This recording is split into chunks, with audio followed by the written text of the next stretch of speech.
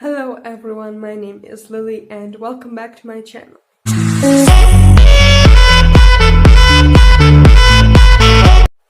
So, there's a lot going on in the YouTube community itself with FTC and COPPA. If you've heard of it, everyone's talking about it, so I just had to address that. And COPPA is the rule that tells you that you can't collect data from people 13 and under on YouTube, and then YouTube has been collecting data from those kids, and so it's become a whole thing, and YouTube has been fined $170 million for that by FTC, and now YouTubers are getting ruined for no reason because they did not do anything personally. And there's all of that. YouTubers can be fined up to $45,000 each video if, they mark their content as not for kids, and then the FTC thinks that it's for kids. So there's that whole thing going on, and it removes ads and comments and all of that stuff, so it's crazy. So I just thought I had to talk about it for a moment because I've made a full video on the matter on my other channel. I'll link it down below just in case. And so I didn't think that I should make another one on the same matter on this channel because this channel is for education about disabilities. So there's that. So now that out of the way, we're gonna start this discussion. I've got a new addition to everything. I've got a microphone, so there's that. That's nice. So I don't have to stand too close from now on. So that's great. So I'm wearing this lavender crop, which I wore just because, purple is the color for epilepsy, and also the scrunchie I'm wearing. And unfortunately I couldn't buy anything purple, couldn't find anything good that's purple, so I bought this lavender crop. I literally bought this yesterday just for this video, but I love it, so obviously I'll be wearing it. And now passing on to the main reason why you are here: accessibility with disabilities. So, accessibility is a huge part of someone that has a disability of practically any kind. Accessibility is something that is so much needed, and which is why I'm here to talk about it. So I'm mainly going to be discussing accessibility with epilepsy because I have epilepsy, and in my country, and how that is, and how there's so little when there's need for so much more. Because this is just something that I needed to talk about, because accessibility is very important with disabilities, and someone needs to talk about this. So here's the deal. For example, blindness. Blind people, they are allowed to have guide dogs, right? Guide dogs who can work with them to be their eyes. That is the whole point. And then obviously there's Braille, which is the alphabet for blind people that you can feel on like elevators and like room numbers and stuff and toilets. Everything, everywhere, literally has to have Braille just in case. And that is the case in America, as far as I know, at least in Los Angeles. But here is the problem. Here in Armenia, we don't have that. So elevators don't have Braille. Maybe like hotels do, like bigger hotels, I don't know really, but anywhere like in the town, or for example like next to sidewalks where you can push the button so the light will turn red, we have light. We have sound that like a kind of a beeping sound, so people will hear that, you know, the sound is going, so that means you can pass. So, you know, that's a good thing, I guess. But when there's braille needed in elevators, on toilets, we don't have that. We don't have braille anywhere in town. We just do not. And so that's sad. And that's one of the reasons why I wanted to talk about this, because it's needed. And I understand that it's like a small country and it's not like as developed, let's say, as America is. But that doesn't mean that braille isn't needed. It is, because that's how blind people know where to go if they're alone on the street. And guide dogs. So not just blind people are allowed to have guide dogs. There are obviously service dogs involved. Thousands of service dogs for different things. But the most important ones are guide dogs, because they help blind people. And there's this amazing YouTuber, Molly Burke. I've been watching her videos for a very long time. So she's blind. She lives in LA and she has a guide dog whose name is Gallop, and he's gorgeous. And she uses Gallop to go to places, and she goes to places alone. And since she has a guide dog, it's perfect. And she can go to places herself, and she doesn't need someone to go with her every time. And that's one of the most amazing things ever. Here, we don't have guide dogs. We just don't. I don't know why. We don't have guide dogs or service dogs. Now, from guide dogs, if I'm going to pass on to service dogs for myself mostly involve seizure detecting dogs, which, as the name literally says, are to detect seizures of people who have epilepsy. Hey, how are you? And they are allowed, like, we are allowed to have those dogs, literally, because it's a thing.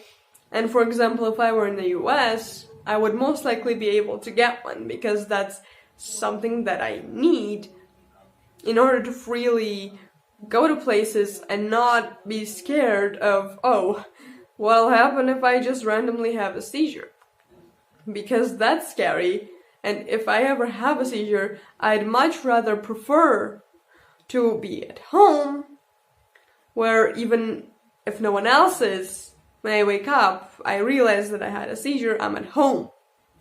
So there's not much danger. Or at the very least, have someone with me who knows that I have epilepsy, or who knows how to, take care of me when I'm having a seizure.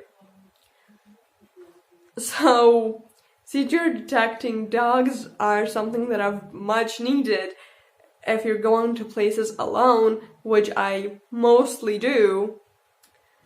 We don't have them. Guess what? We don't have seizure detecting dogs here. And we don't have practically any other type of service dog either. Not that I have heard of. So accessibility is just gone from this country. I don't know why. There's just practically nothing accessible here, I guess. And it's a sad thing that this is happening, because people like us, we need accessibility. We need it because that's what helps us to freely go to places. And I just think that it's just so sad that this is happening, and that I can't go to places freely, mostly, or at the very least be very anxious all the time because I don't want to have a seizure, because I'm thinking about that. That's not healthy in any possible way. So I wanted to address this matter because maybe someone will hear me. We need them. We need guide dogs and service dogs for people who actually need them. And I want to move to the US, which is also such a huge problem. First of all, halfway across the world is where I want to move, because I want to move to LA, and they allow dogs, so, you know, I would be able to get myself a seizure detecting dog to move around freely, but then I live halfway across the world. And there's so much more coming with that, because finding a new neurologist, finding a new hospital, finding literally everything new, I'm not counting the living space, let's say, and the job.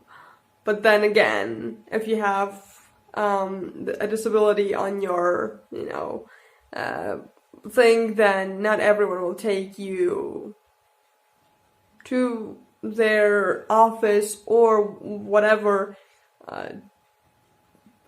So finding a job is also very hard, and that's also accessibility. God damn it. And it's very, very bad that it's so little there. So there's that.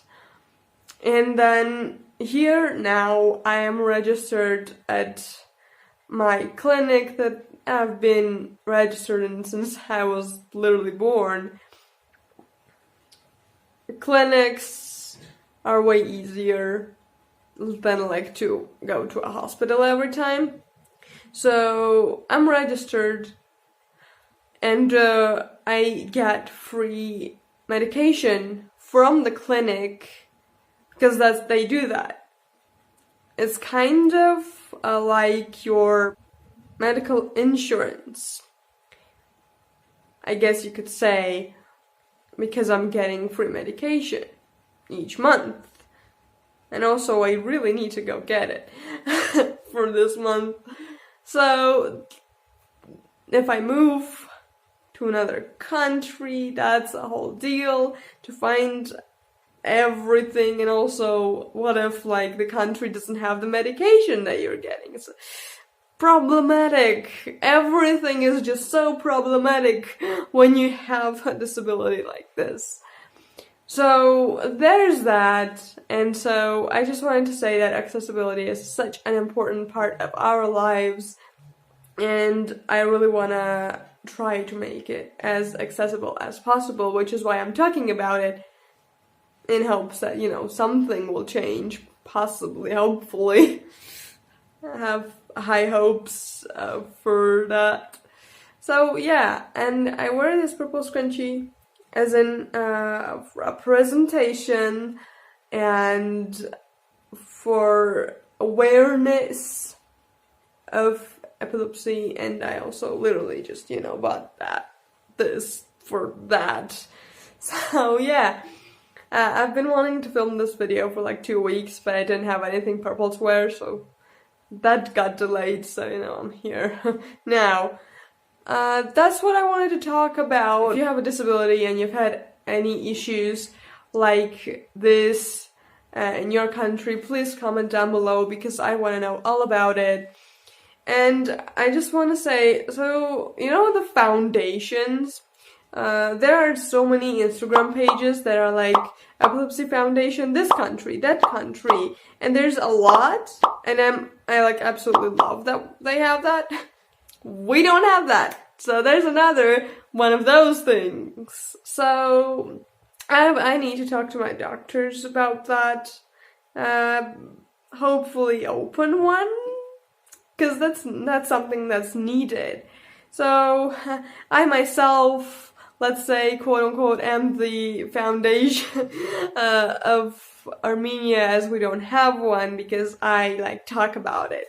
So there's that, and in hopes that, you know, one day we'll have a foundation also, which is also something that is very much needed, and, you know, accessibility. Literally everything is.